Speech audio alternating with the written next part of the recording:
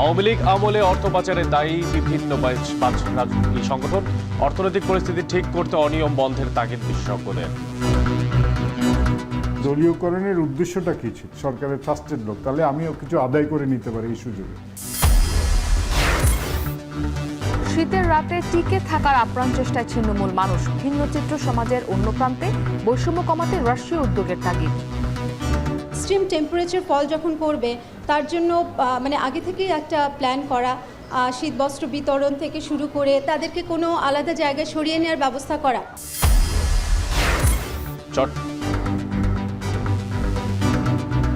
চট্টগ্রাম বিশ্ববিদ্যালয়ে শুরু হচ্ছে শিক্ষার্থীদের ডোপ টেস্ট। মাদক শনাক্তে উন্নত মানের কিট ব্যবহার।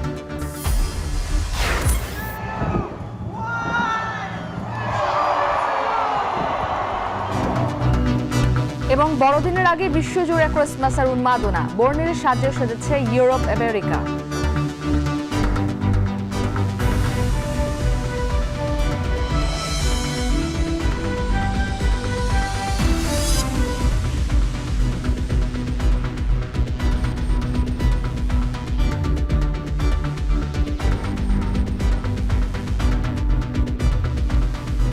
স্বাগত। এখন বাজারে পুরো আয়োজনে আপনাদের সঙ্গে আছে আমরা দুজন, আমি মশিউর অনিক এবং আমি ইসরাত মুক্তে।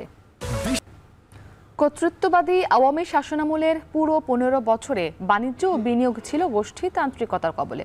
একচেটিয়া সুবিধা পায় বেক্সিমকো, এস আলম সহ আওয়ামী লীগ নেতাকর্মীদের আত্মীয় স্বজন। রিজার্ভ চুরি কিংবা শেয়ার বাজার লুটের মাঝেই চলছিল রপ্তানি হিসেবের গরমিল। 15 বছরের এসব অনিয়মে যখন পুরো দেশ হাবুডুবু খাচ্ছে, তখন শুধু পাচার হয় 28 লাখ কোটি টাকা। এজন্য ব্যবসায়ীদের রাজনৈতিক বলয়ে থাকা বাণিজ্যিক সংগঠনগুলোর মুখে কুলুপ দেয়াকে দায়ী করছেন ব্যবসায়ীরা। আর সংস্কারের মাধ্যমে এসব অনিয়ম বন্ধ করা না গেলে অর্থনৈতিক পরিস্থিতি ঠিক হবে না বলে সতর্ক করছেন অর্থনীতিবিদরা। মুন্নাফ রশিদের প্রতিবেদন। যেখানে কারো হস্তক্ষেপ ছাড়াই নিশ্চিত হয় সবার অংশগ্রহণ। অর্থনীতির মুক্তবাজার নীতি অনুসরণ করা বাংলাদেশে গেল 15 বছরে আর্থিক ও বাণিজ্য অবস্থায় সিপিডি বলছে দেশের প্রায় 17% ব্যবসা প্রতিষ্ঠানের প্রধান বাধা দুর্নীতি। কর্তৃত্ববাদী শেখ হাসিনার আমলে করা এই জরিপে ডলারের অস্থিরতা সহ 7টি খাতের দুরবস্থা উঠে আসে। এর জন্য ব্যবসায়ীদের রাজনীতিকরণ আর রাজনৈতিক বলয়ে থাকা বাণিজ্যিক সংগঠনগুলোর মুখে কুলুপ দেয়াকে দায়ী করছেন ব্যবসায়ীরা। সংস্থাগুলো একদম ইন্ডিপেন্ডেন্ট হওয়া উচিত এবং যারা প্রেসিডেন্ট, ভাইস প্রেসিডেন্ট, সভাপতি, সহসভাপতি হবেন তারা কোনো পলিটিক্যাল পার্টির মেম্বার হওয়া উচিত না। দলীয়করণের উদ্দেশ্যটা কি ছিল? পলিটিক্যাল সাইড থেকে ছিল কোনো বিরোধিতা হবে না। এদিকে ব্যবসায়িকরা কি চিন্তা করছে? আমি সরকারের ট্রাস্টেড লোক, তাহলে আমিও কিছু আদায় করে নিতে পারি এই সুযোগে। গোষ্ঠীতান্ত্রিকতা, ব্যবসা বাণিজ্য, শিল্প উন্নয়ন, দেশের অর্থনীতি, ইভেন কি রাজনীতি কোনো অবস্থাতেই ভালো না।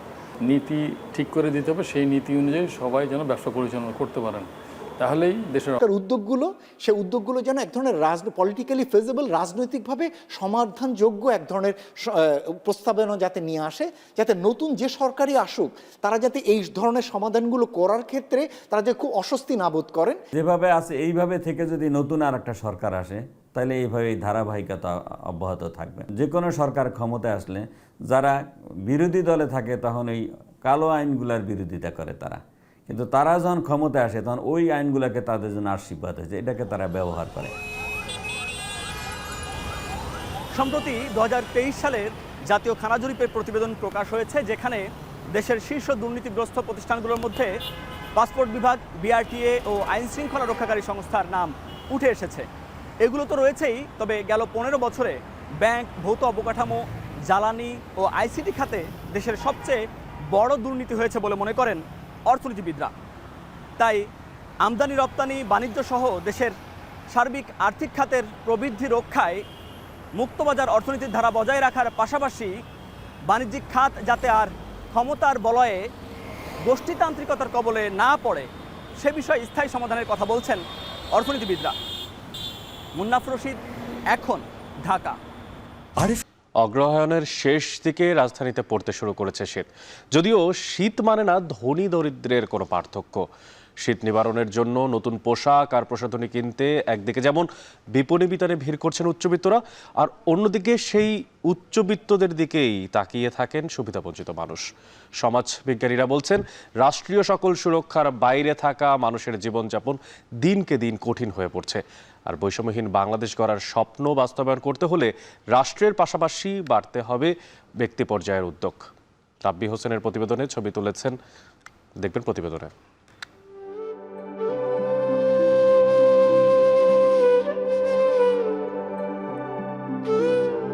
কমলাপুর স্টেশনে কোনো রকমে মাথা গুঁজে থাকেন ষাটোর্ধ্বনারী শান্তাহার। নির্ঘুম শীতের রাতে কেবলই টিকে থাকার আপ্রাণ চেষ্টা তার। সামনে তীব্র শীতে কি হবে সেই দুশ্চিন্তাও চোখে মুখে।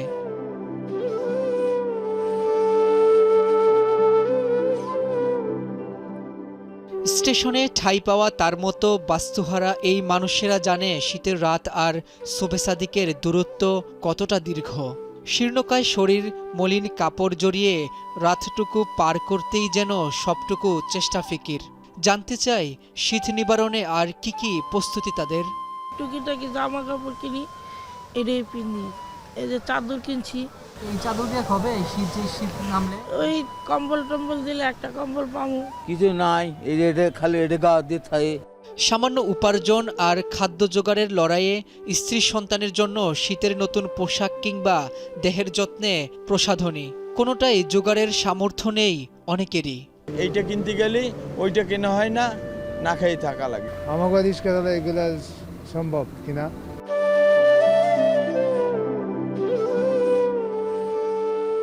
সব মিলিয়ে বাস্তবতা এটাই, সামর্থ্যবান কেউ যদি হাত বাড়িয়ে না দেয় তাহলে ছিন্নমূল হতদরিদ্র এই মানুষের টিকে থাকার লড়াইয়ে শীত নিবারণ করা কোনোভাবেই সম্ভব নয়। যদিও সমাজের অন্য প্রান্তের চিত্র এমন নয়। শহরের অভিজাত এলাকার একটি বিপণী বিতান। দোকানে দোকানে শোভা পাচ্ছে বাহারি শীতের পোশাক। শীতের শুরুতেই কেনাকাটায় ভিড়। এখানে আসা ক্রেতাদের কাছে জানতে চাওয়া এবারের শীতের কেনাকাটায় কত টাকা বাজেট তাদের। 15-20 হাজার টাকার মধ্যে ফ্যামিলির সবার জন্য একটা বাজেট রেখেছি। দেশি জিনিসের উপরে আগ্রহী থাকেন তখন দেখা যায় আপনি কমের বাজেটেও পোষায় যেতে পারবেন। ফরেন জিনিসের প্রতি বেশি আগ্রহ থাকে, 4-5 হাজার টাকার কাছাকাছি লেগে যাবে। আর্থিক সক্ষমতা কিভাবে সমাজের দুই প্রান্তের মানুষের জীবনযাপনে ব্যবধান করে তাই স্পষ্ট। সমাজ বিশ্লেষকরা বলছেন, রাষ্ট্রীয় সকল সুরক্ষার বাইরে থাকা মানুষের জীবনযাপন দিনকে দিন কঠিন হয়ে পড়ছে। এখন রাষ্ট্রের সময় এসেছে যে এই ধরনের এক্সট্রিম টেম্পারেচার ফল যখন করবে তার জন্য মানে আগে থেকেই একটা প্ল্যান করা, শীতবস্ত্র বিতরণ থেকে শুরু করে তাদের হিটিং সিস্টেমটা কি হবে, বা তাদের যেমন সাইক্লোন আসলে আমরা তাদেরকে মানে একটা জায়গায় শেল্টারে সরিয়ে নেই, তো কোল্ড ওয়েভ আসলে তাদেরকে কোনো আলাদা জায়গায় সরিয়ে নেওয়ার ব্যবস্থা করা। 24-এর গণঅভ্যুত্থানের পর সবার স্বপ্ন শোষণ বৈষম্যহীন এক বাংলাদেশের। সেখানে নাগরিকদের অসম জীবনযাপন কোনোভাবেই কাম্য নয় বলছেন সমাজ বিশ্লেষকরা। রাব্বি হোসেন, এখন, ঢাকা। নামছে তাপমাত্রার পারও, তীব্র হচ্ছে শীত। ঘন কুয়াশার সাথে হিমেল হাওয়ায় দুর্ভোগ বাড়ছে ছিন্নমূল খেটে খাওয়া ও নিম্ন আয়ের মানুষের।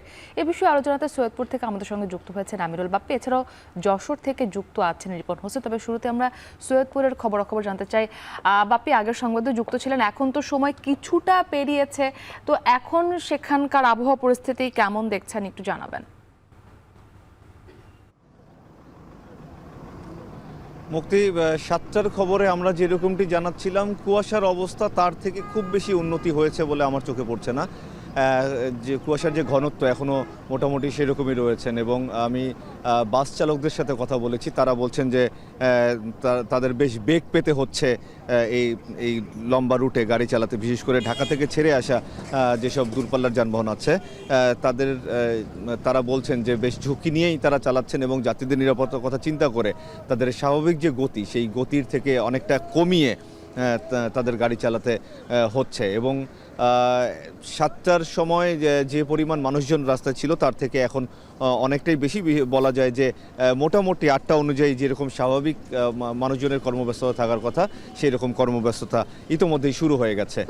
এবং আবহাওয়া অফিস বলছে যে এখনও শৈত্যপ্রবাহের যে বিষয়টি থাকে সেটি এখনও শুরু হয়নি এবং আরও কয়েকদিন পরে হয়তো সেই শৈত্যপ্রবাহটি শুরু হবে। আমি যদি আজকের তাপমাত্রা আপনাকে একটু জানাই পুরো রংপুর বিভাগের, সেটি হচ্ছে সকাল 6টার তথ্য অনুযায়ী রংপুরে ছিল 14.8, পঞ্চগড়ে তেঁতুলিয়া ছিল 12.7, সৈয়দপুরে 14.2, দিনাজপুরে 13, নীলফামারীর ডিমলায় 14.5, ঠাকুরগাঁয় 13.2, লালমনিরহাট ও গাইবান্ধায় 13.8। এই ছিল রংপুর বিভাগের সর্বনিম্ন তাপমাত্রার যে তথ্য সেটি। এবং আবহাওয়া অফিস বলছে যে এখনও আসলে সেই রকম শীতের যে প্রভাবটি সেটি পড়েনি, আরও কয়েকদিন পড়বে এবং 10 ডিগ্রির নিচে না নামলে আসলে শৈত্যপ্রবাহ হচ্ছে এটি বলা যাবে না। আর খেটে খাওয়া মানুষের যদি অবস্থা বলতে চাই তাহলে আমি আমার ক্যামেরার মাধ্যমে দেখানোর চেষ্টা করছি। নিশ্চয়ই দেখতে পাচ্ছেন যে ইতোমধ্যেই শ্রমজীবী মানুষেরা তারা নেমে পড়েছেন তাদের কাজের সন্ধানে এবং কাজ শুরুও করে দিয়েছেন। এছাড়া যারা রিক্সা এবং ভ্যান চালক আছে তারাও বেশ মোটামুটি বের হয়ে গেছেন আমরা দেখতে পাচ্ছি। এবং যদিও তারা বলছে যে শীতের সাথে যে হালকা বাতাস আছে এটির কারণে তাদের কিছুটা অসুবিধা হচ্ছে এবং তারা বলছে যে আরও জানুয়ারি আসলে বা এরপরে যখন আরও বেশি শীত পড়বে তখন তাদের কষ্টটা আরেকটু বাড়বে, তবে সেই প্রস্তুতি এখন থেকেই তারা নিতে শুরু করেছেন এরকমই আমরা জানছি তাদের কাছ থেকে। তো মুক্তি, এই ছিল আমার কাছে সৈয়দপুর থেকে শীত নিয়ে সবশেষ অবস্থা। সৈয়দপুরের পর এবার আমরা একটু যশোরের খবর জানবো। রিপন, সৈয়দপুরে যে ঘন কুয়াশার পরিস্থিতিটা আসলে দেখা যাচ্ছে, যশোরে দেখতে পাচ্ছি তার চেয়ে কিছুটা ভালো অবস্থানে রয়েছে। যশোরের এই সকালবেলা সর্বনিম্ন তাপমাত্রা কতটুকু রেকর্ড করা হয়েছে জানাবেন, এবং সার্বিক যে পরিস্থিতি সেখানকার আবহাওয়ার সে বিষয়ে একটু জানতে চাই। যশোরে আজকে সর্বনিম্ন তাপমাত্রা 11.8 ডিগ্রি সেলসিয়াস এবং বাতাসের আর্দ্রতা রয়েছে 96% এবং কুয়াশার দৃষ্টিসীমা রয়েছে 300 মিটার। অর্থাৎ সৈয়দপুরের যে অবস্থা ছিল কুয়াশায় ঢাকা রয়েছে, আমাদের যশোরে কিন্তু কুয়াশা নাই বললেই চলে। এখন সূর্য উঠছে এবং সেই যদি হিমেল হওয়ার কারণে শীত অনুভূতটা বেশি হচ্ছে, সে কারণে মানুষ ঘর থেকে কিছুটা হলেও কম বের হচ্ছে। তবে যারা নিতান্ত দিন আনে দিন খাওয়া মানুষ, খেটে খাওয়া মানুষ, নিম্নয়ের মানুষ যারা রয়েছেন তারা কিন্তু বের হয়েছেন সকালেই। আমরা দেখেছি যে তারা বিভিন্ন কাজের সন্ধানে বের হয়েছে, তবে কাজ কিছুটা কম রয়েছে। আমরা এখানে যে জায়গাটিতে রয়েছি যশোর শহরের লালদিঘির পর, এখান থেকে বিভিন্ন জায়গায় যারা শ্রমজীবী মানুষ রয়েছে তারা কাজের সন্ধানে যেয়ে থাকেন। তবে আমরা এখানে এসে দেখছি যে কিছুটা কাজের তাদের কম রয়েছে, অর্থাৎ তারা কাজ কম করছেন। অনেক মানুষ এখানে রয়েছেন তারা কাজ করতে পারছেন না, বিভিন্ন জায়গায় যেতে পারছেন না, সে কারণে তাদের কিছুটা সমস্যা হচ্ছে, কারণ তাদের কাজ না করলে পেট চলে না, অর্থাৎ দিন আনা দিন খাওয়া মানুষগুলোর কিছুটা সমস্যা হচ্ছে। পাশাপাশি আমরা দেখেছি যে রিক্সা চালকগুলো রয়েছে সেটি কিছুটা হলেও কম রয়েছে, যদিও বেলা বাড়ার সাথে সাথে সেটি বাড়ছে। তবে সকালের দিকে আমরা দেখেছি যে অনেক রিক্সা চালকরা রয়েছেন তারা নিতান্ত বের হয়েছে দু একজন, তারাও বলছেন যে তাদের শীত অনুভূতটা বেশি হচ্ছে, নিতান্তই কষ্ট জন্য তারা বের হয়েছে, পেটের দায়ে বের হয়েছে। অন্যান্য আমরা দেখেছি যে কৃষি যে ফসল রয়েছে সেটি কিন্তু সমস্যা হচ্ছে কিছুটা হলে, বিশেষ করে ঠান্ডা যে কোরজনিত রোগ সেটি বাড়ছে, শীতজনিত রোগ বাড়ছে ফসলে, বিশেষ করে যে বড় আবাদে যে বিস্তর করা হচ্ছে সেখানে একটু সমস্যা হচ্ছে। পাশাপাশি আমরা হাসপাতালগুলোতে দেখেছি যে শীতজনিত রোগের সংখ্যা বাড়ছে। আমরা চিকিৎসকদের সাথে কথা বলেছি, তারা যেটি জানিয়েছেন যে শিশু এবং বয়স্ক যারা রয়েছে তাদের বাড়তি যত্ন নিতে বলছেন। সব মিলে এই ছিল এখান থেকে শীতের খবর। মুক্তি। আবহাওয়ার খবর জানাতে আমাদের সঙ্গে সৈয়দপুর এবং যশোর থেকে যুক্ত ছিলেন সহকর্মীরা।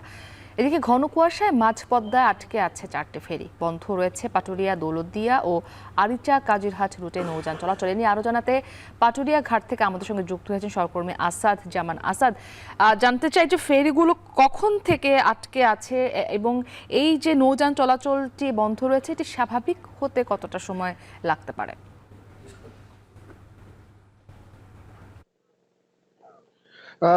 মুক্তি, আপনি যেমনটি বলছিলেন, আমি এখন রয়েছি পাটুরিয়ার ৩ নম্বর ফেরিঘাট এলাকায়। তো এই যে ঘন কুয়াশার কারণে আজ রাত ৩টা ১০ থেকে পাটুরিয়া দৌলতদিয়া নৌপথে ফেরি চলাচল বন্ধ রয়েছে এবং মাঝ নদীতে দৌলতদিয়া প্রান্তে আটকে আছে ২টি ফেরি। তো অপরদিকে যে আরেকটা নৌপথ রয়েছে আরিচা কাজিরহাট, সেটা কিন্তু ঘন কুয়াশার কারণে ১২টা থেকে কিন্তু সেই নৌপথেও কিন্তু যান চলাচল, ফেরি চলাচল বন্ধ রয়েছে, যার কারণে কিন্তু এই যে দুটি নৌপথের মোট ৪টি প্রান্ত আরিচা কাজিরহাট এবং পাটুরিয়া দৌলতদিয়া, মোটামুটি করে প্রতি ঘাটেই কিন্তু শতাধিক পণ্যবাহী ট্রাক এবং যে ছোট প্রাইভেট কার আমরা কিন্তু দেখেছি পারাপারের অপেক্ষা রয়েছে। তবে পাটুরিয়া প্রান্তে কোনো যাত্রীবাহী বাস কিন্তু আমরা দেখতে পাইনি। তো এ মোট ৪টি প্রান্তে কিন্তু প্রায় ৪ শতাধিক যে যানবাহন সেটা কিন্তু পারাপারের অপেক্ষায় রয়েছে। এখন কখন নাগাদ এই কুয়াশা কেটে যাবে সেটা কিন্তু এখনো বলা যাচ্ছে না। তবে ধারণা করা হচ্ছে যে যখনই কুয়াশা কেটে যাবে তখনই কিন্তু এই নৌপথে ফেরি চলাচল স্বাভাবিক হবে, এমনটাই জানিয়েছে বিআইডব্লিউটিসি কর্তৃপক্ষ। তবে প্রতিটি ঘাটেই কিন্তু ফেরি রয়েছে এবং যখনই কুয়াশার ঘনত্ব কমে যাবে এবং যে নৌপথের যে মার্কিং পয়েন্ট যখন কুয়াশার কারণে স্পষ্ট হয়ে যাবে, তখনই কিন্তু তারা ফেরি চলাচল শুরু করবে বলে আমাদেরকে তারা জানিয়েছেন। অপরদিকে এই ঘাট প্রান্তে কিন্তু আমরা দেখেছি যে অনেক মানুষ কিন্তু এখানে অপেক্ষা করছে পারাপারের জন্য। আর দীর্ঘ সময় বন্ধ থাকার কারণে কিন্তু দেখা গিয়েছে যে এখানে কিন্তু ভোগান্তি যারা যাত্রী রয়েছেন তারা কিন্তু পাচ্ছেন, কারণ অধিকাংশ মানে যারা পারাপার হবেন তারা কিন্তু যারা রয়েছেন যে ট্রাক এবং অন্যান্য যানবাহনের চালক, যেহেতু যাত্রীবাহী বাস নেই, সেক্ষেত্রে যারা যাত্রী রয়েছে তাদের কোনো ভোগান্তি নেই। কিন্তু যারা এই ঘাট এলাকা অপেক্ষা করছেন তারা হচ্ছে বিভিন্ন পরিবহন এবং যারা প্রাইভেট কার রয়েছে সেসব মানুষগুলো। অপরদিকে একটি কথা আমরা জানতে পেরেছি যে এই যে পাটুরিয়া এবং দৌলতদিয়া ফেরি চলাচল বন্ধ থাকলেও কিন্তু আমরা দেখেছি যে ট্রলারে করে কিন্তু যাত্রী পারাপার করা হচ্ছে। এতে কিন্তু ঝুঁকি অনেকটা থেকে যায়, কারণ দেখা যায় যে যদি কোনো সময় দুর্ঘটনা ঘটে তাহলে কিন্তু অনেকেই আহত এবং নিহত হওয়ার ঘটনা। এই ক্ষেত্রে সংশ্লিষ্ট নৌ থানা কর্তৃপক্ষ যদি বিষয়টি দেখে সেক্ষেত্রে অনেকটাই কিন্তু এই নৌপথে ঝামেলা এড়ানো সম্ভব বলে এখানকার মানুষরা মনে করছে। তো মুক্তি, এই ছিল পাটুরিয়া ঘাট থেকে আমার কাছে সর্বশেষ সংবাদ। সহকর্মী আসাদ জামান আমাদের সঙ্গে যুক্ত ছিলেন পাটুরিয়া ঘাট থেকে। শিক্ষা প্রতিষ্ঠানে মাদক নির্মূলে দেশে প্রথমবারের মতো চট্টগ্রাম বিশ্ববিদ্যালয়ে শুরু হচ্ছে শিক্ষার্থীদের ডোপ টেস্ট। এজন্য যুক্তরাষ্ট্র থেকে আনা হয়েছে উন্নত মানের কিট। এটিতে ধরা পড়বে 5 ধরনের মাদক। তবে কর্তৃপক্ষ বলছে কোনো শিক্ষার্থীর মাদক নেওয়ার প্রমাণ পাওয়া গেলে শাস্তি নয়, বরং পরিচয় গোপন রেখে করা হবে কাউন্সেলিং। শোয়েব রহমানের প্রতিবেদন।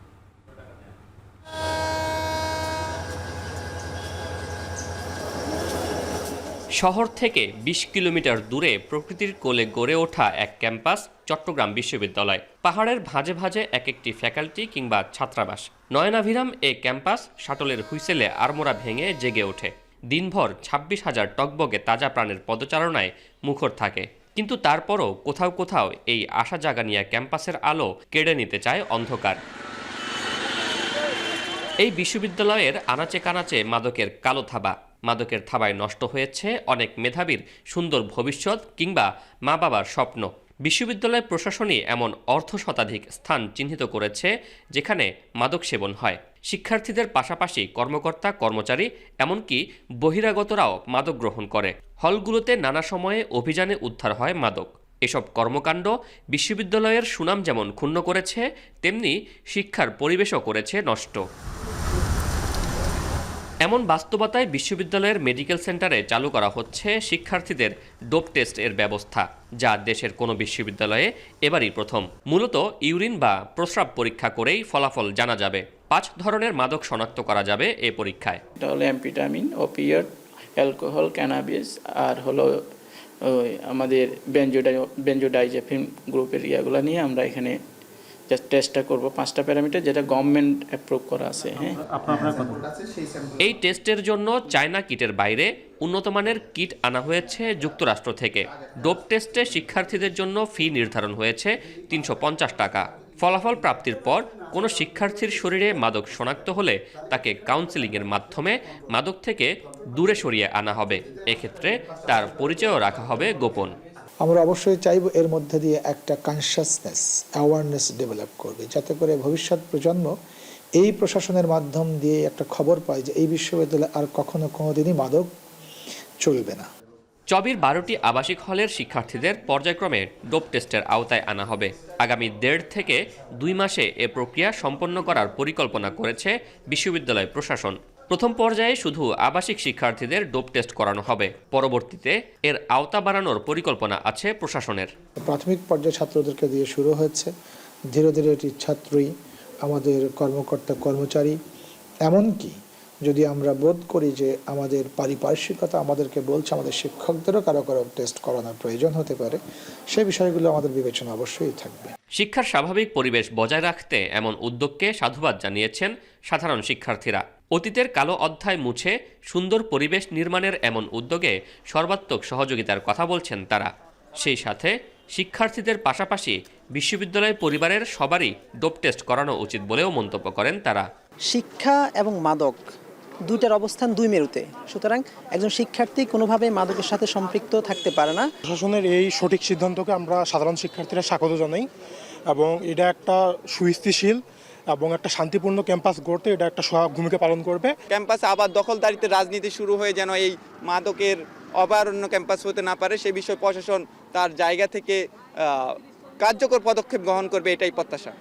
চট্টগ্রাম বিশ্ববিদ্যালয়ে 48টি বিভাগ ও 6টি ইনস্টিটিউট রয়েছে। প্রতি বছর এসব বিভাগ ও ইনস্টিটিউটে ভর্তি করানো হয় প্রায় 5000 শিক্ষার্থী। নবীন যারা ভর্তি হবেন আবাসিক হলে বরাদ্দ পেতে তাদেরও ডোপ টেস্ট করানোর কথা বলছে বিশ্ববিদ্যালয় প্রশাসন। শোয়েব রহমান, এখন, চট্টগ্রাম। সিলেটের ভোলাগঞ্জ রেলওয়ে বাংকার থেকে কয়েক রাতেই লুট হয়েছে শত কোটি টাকার সম্পদ। পুরো এলাকা তছনছ করে মাটি খুঁড়ে লুট করা হয়েছে কোটি টাকার পাথর। এ বিষয়ে প্রশাসন ও আইনশৃঙ্খলা রক্ষাকারী বাহিনীর সদস্যদের বিরুদ্ধে অভিযোগ তুলছেন রেল সংশ্লিষ্ট ছাত্র সমন্বয়করা। যদিও প্রশাসন বলছে সরকারি সম্পদ রক্ষায় তারা নানা পদক্ষেপ গ্রহণ করলেও বাঁচানো যাচ্ছে না সংরক্ষিত স্থাপনাটিকে। গুলজার আহমেদের প্রতিবেদনে ছবি তুলেছেন অনিল পাল।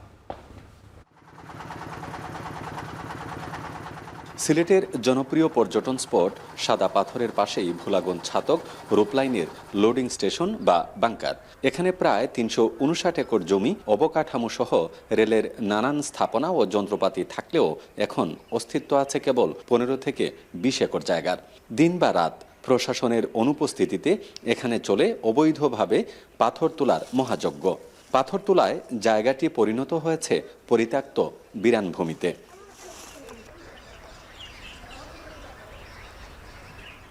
বিগত কয়েকদিনে এত লুটপাট হয়েছে যে এখন সংরক্ষিত এই এলাকায় মাটি আর বালি ছাড়া কিছুই নেই। স্থানীয়রা বলছেন প্রশাসনের গাফিলতিতেই এমনটা হয়েছে।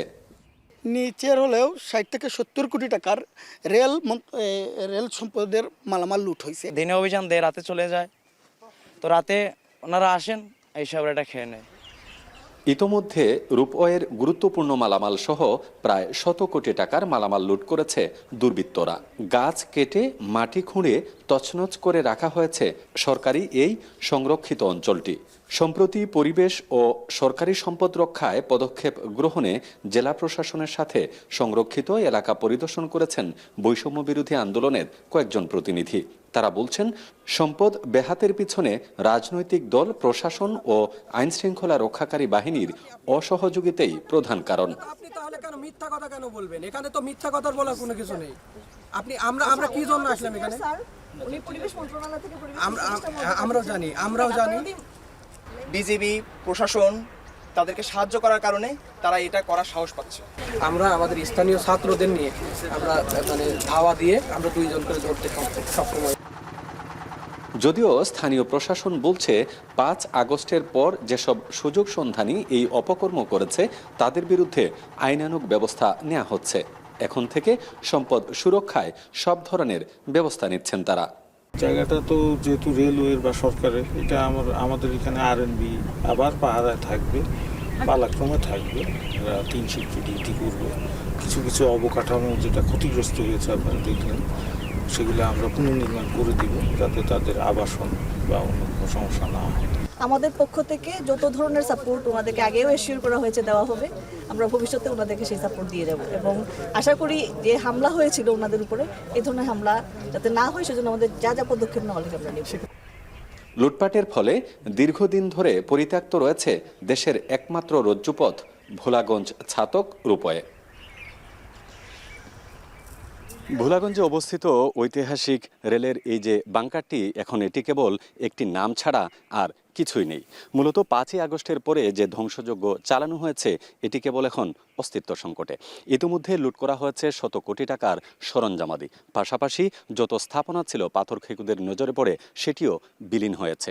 অথচ এটি সংরক্ষণের জন্য সরকার প্রতি মাসে প্রায় ব্যয় করছে অর্ধ কোটি টাকা, যা কেবল খরচের তালিকায় লিপিবদ্ধ রয়েছে। বাস্তবে এর সুরক্ষার জন্য কোনো পদক্ষেপ নেই সংশ্লিষ্টদের। গুলজার আহমেদ, এখন ভোলাগঞ্জ, সিলেট। মেহেরপুরে আগাম জাতের শিম চাষ করে লাভবান হচ্ছেন চাষিরা। আবহাওয়া অনুকূলে থাকে শিমের বাম্পার ফলনও বাজারে ভালো দাম থাকায় খুশি তারা। প্রতি বিঘা জমি থেকে খরচ বাদ দিয়ে লাখ টাকা পর্যন্ত লাভ করতে পারেন চাষিরা। চলতি মৌসুমে মেহেরপুরে জেলায় প্রায় 300 হেক্টর জমিতে আগাম জাতের শিমের আবাদ হয়েছে বলে জানান সংশ্লিষ্টরা। মুজাহিদ আল মুন্নার প্রতিবেদন।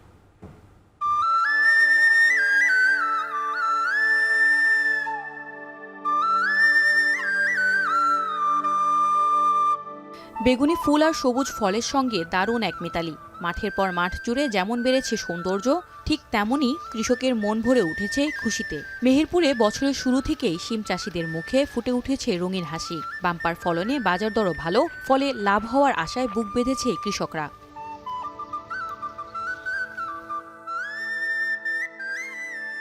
শীতের সবজির মধ্যে অন্যতম সিম। অন্যান্য ফসলের চেয়ে কম খরচে বেশি লাভ হওয়ায় দিন দিন সিম আবাদে ঝুঁকছেন চাষিরা। প্রতি বিঘা সিম চাষে খরচ হয় মাত্র 15 থেকে 20 হাজার টাকা, আর বিক্রি হচ্ছে 1,20,000 টাকা থেকে শুরু করে 1.5 লাখ টাকা পর্যন্ত।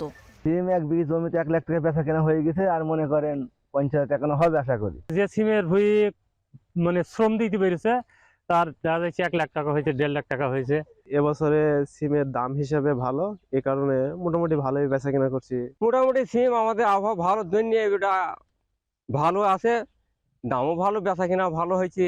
এখান থেকে সিম ঢাকা, চুয়াডাঙ্গা, সিলেট, বাংলাদেশের প্রায় সব জেলায় যায়, সব জেলায় মোটামুটি চাহিদা ভালো আছে। মেহেরপুর জেলা কৃষি সম্প্রসারণ অধিদপ্তর জানান, চলতি মৌসুমে প্রতি হেক্টরে সিম উৎপাদন হয় 13 মেট্রিক টন করে। সেই হিসেবে চলতি মৌসুমে মেহেরপুরে প্রায় 4,000 মেট্রিক টন সিম উৎপাদন হওয়ার আশা। এখানে বন্যামুক্ত এলাকা হয়, আমাদের সবসময় ফসল ভালো হয়ে থাকে। শাকসবজি, বিশেষ করে শাকসবজি, ফলমূল, বিভিন্ন ফসলই ভালো হয়ে থাকে। তা আমাদের সিমের উৎপাদনও ভালো ছিল, প্রায় হেক্টর প্রতি 12-13 মেট্রিক টন, এবং বর্তমানে দামও ভালো, 100 টাকার উপরে কেজি চাষিরা পাচ্ছে। চাষিরা দিন দিন এই সিম চাষে আগ্রহী হচ্ছে। গত 5 বছর ধরে মেহেরপুরে বাণিজ্যিকভাবে চাষ হচ্ছে আগাম জাতের সিম। এতে অর্থনৈতিক সচ্ছলতার পাশাপাশি দেশের সবজি উৎপাদনে নতুন সম্ভাবনার দ্বার খুলেছে মেহেরপুর। এখন মেহেরপুর। প্রবাসীদের মেশিন রিডেবল পাসপোর্টের জটিলতা নিরসনে অন্তর্বর্তী সরকারের কার্যকর উদ্যোগে অবৈধ হওয়ার ঝুঁকি থেকে রেহাই পেতে যাচ্ছেন মালয়েশিয়ায় থাকা 28,000-এর বেশি রেমিটেন্স যোদ্ধা। মাত্র 1.5 মাসে সরকারের সমস্যা সমাধানে বার্তায় খুশি তারা। অতি দ্রুত প্রবাসীদের হাতে পাসপোর্ট পৌঁছাতে তৎপরতা অব্যাহত রাখার প্রস্তুতি দূতাবাসের। অন্যদিকে এমআরপির তথ্য দিয়েই পাসপোর্ট করার সুযোগ রাখারও আহ্বান জানাচ্ছে মালয়েশিয়া প্রবাসীরা। শাহরিয়ার তারিখের প্রতিবেদনে বিস্তারিত। গত 28 অক্টোবর বিদেশে অবস্থানরত বাংলাদেশিদের এমআরপি পাসপোর্টের আবেদন গ্রহণ ও বিতরণ বন্ধে ঘোষণা দেয় পাসপোর্ট অধিদপ্তর। এতে মালয়েশিয়ায় থাকা অন্তত 28,000 প্রবাসীর এমআরপির আবেদন আটকা পড়ে। এমনকি তথ্য জটিলতায় ই পাসপোর্টের আবেদনও করতে পারছিলেন না অনেকে। এ অবস্থায় বৈধতা নিয়ে শঙ্কা তৈরি হয়, দুশ্চিন্তায় পড়েন মালয়েশিয়ায় থাকা হাজার হাজার প্রবাসী। দ্রুত সংকট নিরসনে জানানো হয় জোর দাবি। অবশেষে 1.5 মাসের মধ্যেই এই সংকট নিরসন করল অন্তর্বর্তী সরকার। 15 ডিসেম্বর থেকে এমআরপি পাসপোর্ট দেওয়ার কথা জানিয়েছেন আইন ও প্রবাসী কল্যাণ উপদেষ্টা আসিফ নজরুল। আগামী 2 থেকে 3 বছর এই সংকট হবে না বলেও আশ্বাস দেন তিনি। এই কার্যক্রমে অগ্রাধিকার তালিকায় নাম আছে মালয়েশিয়ার।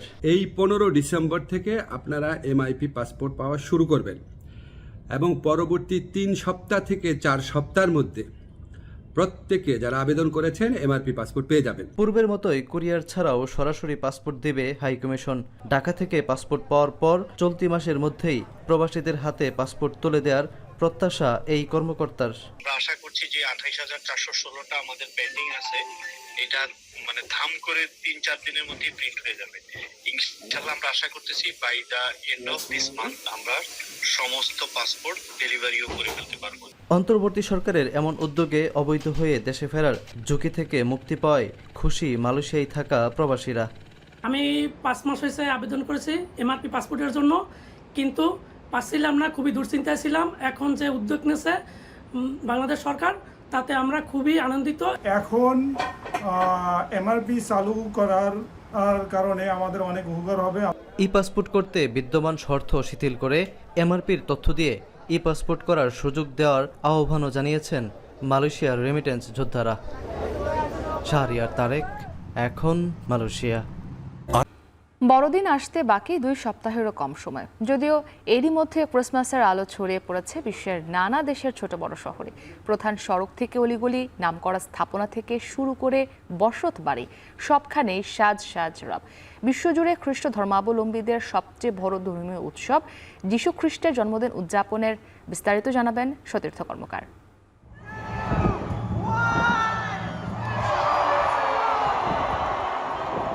রং বেরঙের 50,000 এলইডি বাতির আলোয় ঝলমল করছে 74 ফুট লম্বা ক্রিসমাস ট্রি। বর্ণিল আলোয় ভাসছে যুক্তরাষ্ট্রের নিউ ইয়র্ক সিটির ম্যানহাটনের রকাফেলার সেন্টার। পর্যটক আর স্থানীয়দের এই উচ্ছ্বাস বলে দিচ্ছে বড়দিন আসতে আর বেশি দেরি নেই।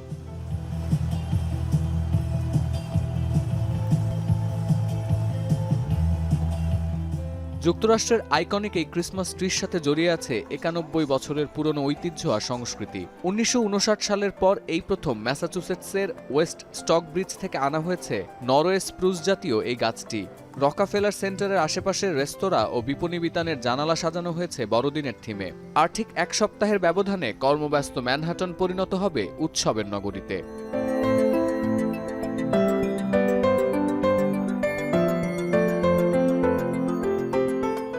বড়দিনের উন্মাদনা শুরু হয়েছে সিটি অফ এঞ্জেল খ্যাত ক্যালিফোর্নিয়ার লস অ্যাঞ্জেলেসে। শহরের প্রধান সড়ক, সমুদ্র সৈকত, এমনকি চিড়িয়াখানাগুলোতেও চোখে পড়ছে ক্রিসমাসের সাজ।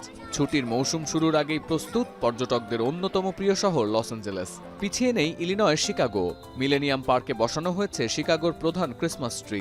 শহরের অলিগলিতে ঘুরে বেড়াচ্ছে জনপ্রিয় কার্টুন চরিত্ররা। পর্যটকদের বাড়তি আনন্দ দিতে নেওয়া হয়েছে এই অভিনব উদ্যোগ।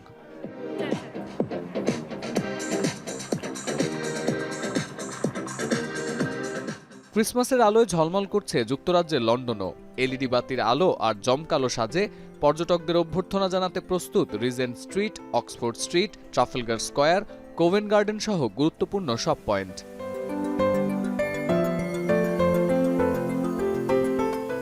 ইউরোপ জুড়ে বড়দিনের যে উন্মাদনা চলছে তাতে সামিল জার্মানিও। ক্রিসমাস উপলক্ষে আলোকিত করা হয়েছে ঐতিহাসিক ব্র্যান্ডেনবার্গ গেট। রাজধানী বার্লিনে বসেছে শতাধিক ক্রিসমাস স্টল। হাতে তৈরি পোশাক, গ্রিল সসেজ আর ওয়াইনের পসরা সাজিয়েছেন দোকানিরা।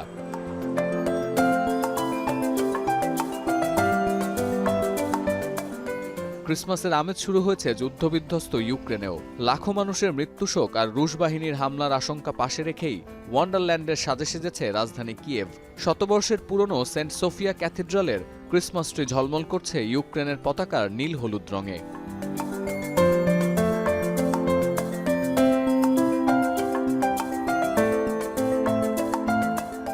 বড়দিন আসার আগে বেলজিয়ামের ব্রাসেলসে জমে উঠেছে ক্রিসমাসের বেচাকেনা। আইকনিক গ্র্যান্ড প্যালেস সাজানো হয়েছে চোখ ধাঁধানো আলোয়। ক্রিসমাসের এই নয়াভিরাম লাইট শো দেখতে শহরের অলিগলিতে এরই মধ্যে ভিড় করেছেন নানা বয়সী পর্যটক ও স্থানীয়রা। ক্রিসমাস আসার আগেভাগেই সেজে উঠেছে পুণ্যভূমি ভ্যাটিকান সিটির সেন্ট পিটার স্কয়ার। 7 ডিসেম্বর দর্শনার্থীদের জন্য উন্মুক্ত করা হয়েছে নেটিভিটি আর জ্বালানো হয়েছে হাজার হাজার এলইডি আলো।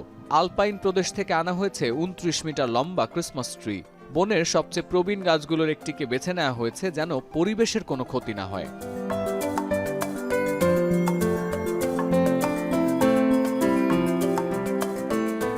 ক্রিসমাস উপলক্ষে উৎসবের রং লেগেছে দক্ষিণ আমেরিকার দেশ কলম্বিয়া, চিলি ও ভেনেজুয়েলায়। সান্তা ক্লজের সাথে ট্রেন ভ্রমণের অভিনব এক আয়োজন করেছে কলম্বিয়া। ট্রেনে চড়ে পাহাড়ি অঞ্চল প্রদক্ষিণের সময় পর্যটক ও স্থানীয়দের জন্য পোড়ানো হবে আতশবাজি।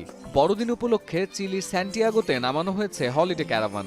সান্তা ক্লজের এই ক্যারাভান শোভাযাত্রা দেখতে চিলির রাস্তায় মানুষের ঢল। আর ভেনেজুয়েলায় রীতিমতো হার্লে ডেভিডসন বাইকে করে শহরময় ঘুরছেন সান্তা দাদু। দেশ জুড়ে শুরু হয়েছে ক্রিসমাসের আগাম উদযাপন।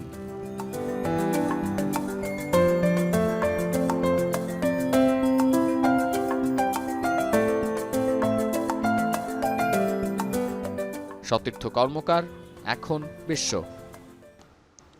সিরিয়ার ক্ষমতাচ্যুত প্রেসিডেন্টের বাবা হাফিজ আল আসাদের কবরে আগুন দিয়েছেন দেশটির বিদ্রোহীরা। এদিকে স্থানীয় সময় বুধবার দেশটির বন্দর নগরী লাতাকিয়া প্রদেশে এই ঘটনা ঘটে। এ সময় বিদ্রোহীদের কয়েকজন পুড়ে যাওয়া কবরের পাশে পতাকা হাতে দাঁড়িয়ে উল্লাস করেন। আগুনে কবরস্থানের অন্যান্য স্থাপনাও পুড়ে গেছে। সিরিয়ার সাবেক প্রেসিডেন্ট হাফিজ আল আসাদ 2012 সালে মারা যান। তাকে লাতাকিয়ার কারদাহাতে পারিবারিক সমাধিতে দাফন করা হয়েছিল। এদিকে বাশার আল আসাদের পতনের পর সিরিয়ার সঙ্গে যুক্তরাষ্ট্রের সম্পর্ক কেমন হবে সে বিষয়ে আলোচনার জন্য মধ্যপ্রাচ্যের দেশ জর্ডান ও তুরস্ক সফরে গেছেন মার্কিন পররাষ্ট্রমন্ত্রী অ্যান্টনি ব্লিংকেন।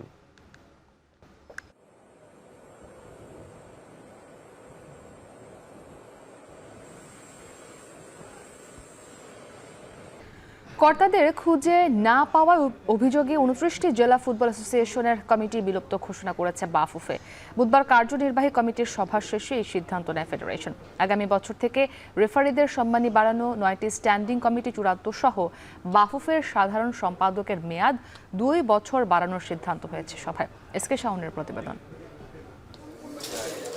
তাবিত আওয়াল নেতৃত্বাধীন কার্যনির্বাহী কমিটি পূর্ণতা পাওয়ার পর প্রথম আর নির্বাচনের পর দ্বিতীয় সভা ফুটবল ফেডারেশনের। তার আগে রেফারিদের সঙ্গে সাক্ষাৎ করে বাফুফের নির্বাহী কমিটি। সেখানে তাদের দাবি দেওয়ার বিষয়টি শুনে আগামী বছর থেকে সম্মানী বাড়ানোর সিদ্ধান্ত নেয় ফেডারেশন। বাংলাদেশ ফুটবল ফেডারেশনের মান উন্নয়নের লক্ষ্যে ফুটবল রেফারিজ একাডেমি গঠন করা হবে। রেফারিদের সাথে কথা হয়েছে ভাতা বাড়ানো। আগে ছিল 4000, যেটা সেটা করা হয়েছে 5000। চতুর্থ রেফারি ছিল 3500, সেটা করা হয়েছে 4500। আর আমাদের রেফারিরা এক একটা জায়গায় খেলা পরিচালনা করতে যায়, সেটার জন্য আমরা কনভেন্সের জন্য তাদের জন্য রেখেছি 2500 টাকা। নারী দলের কোচ পিটার বাটলার ও পুরুষ দলের কোচ হ্যাভিয়ার কাবরেরার সঙ্গে চুক্তির মেয়াদ শেষ চলতি মাসের 31 তারিখ। তাদের ব্যাপারে সিদ্ধান্ত না হলেও সাধারণ সম্পাদক ইমরান হোসেনের মেয়াদ 2 বছর বাড়িয়েছে বাফুফে। এই কাজগুলা আপনার 7 দিনের মধ্যে প্রেসিডেন্ট আমাদেরকে নিয়ে বসবেন এবং বসে উনি সিদ্ধান্ত নিয়ে আপনাদেরকে জানায় দিব। প্রথম সভায় স্ট্যান্ডিং কমিটিগুলোর শুধুমাত্র চেয়ারম্যান মনোনীত করা হয়েছিল। দ্বিতীয় সভায় এবার 9টি কমিটি পূর্ণাঙ্গ করেছে বাফুফে। তবে নির্বাচনের 2 মাস না পেরোতেই 29টি জেলা ফুটবল অ্যাসোসিয়েশনের কমিটি বিলুপ্ত করে প্রশ্নের মুখে পড়েছে ফেডারেশন। কারণ জেলা আর বিভাগীয় ফুটবল অ্যাসোসিয়েশনের প্রতিনিধিরা সবশেষ নির্বাচনে ভোট দিয়েছিলেন।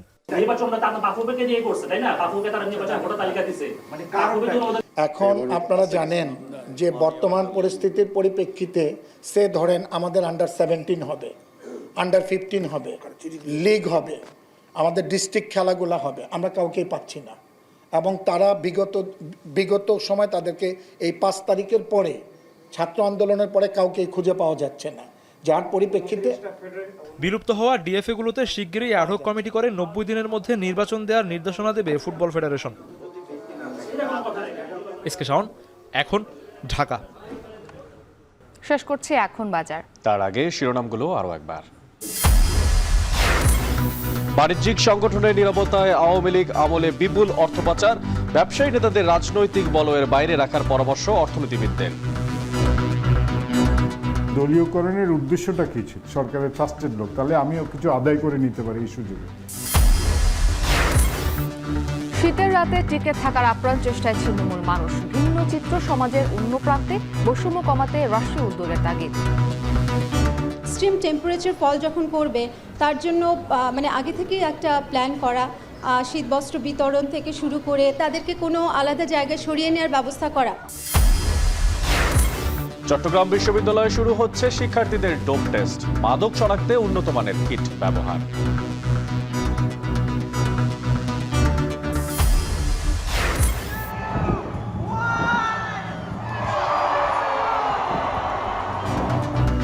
এবং বড়দিনের আগে বিশ্বজুড়ে ক্রিসমাসের উন্মাদনা, বর্ণিল সাজে সেজেছে ইউরোপ, আমেরিকা।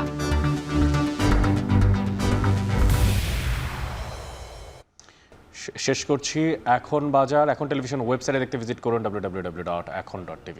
এছাড়া ফেসবুকে দেখতে ভিজিট করুন facebook.com/tv.ekhon এবং ইউটিউবে সরাসরি দেখুন youtube.com/c/ekhon tv তে।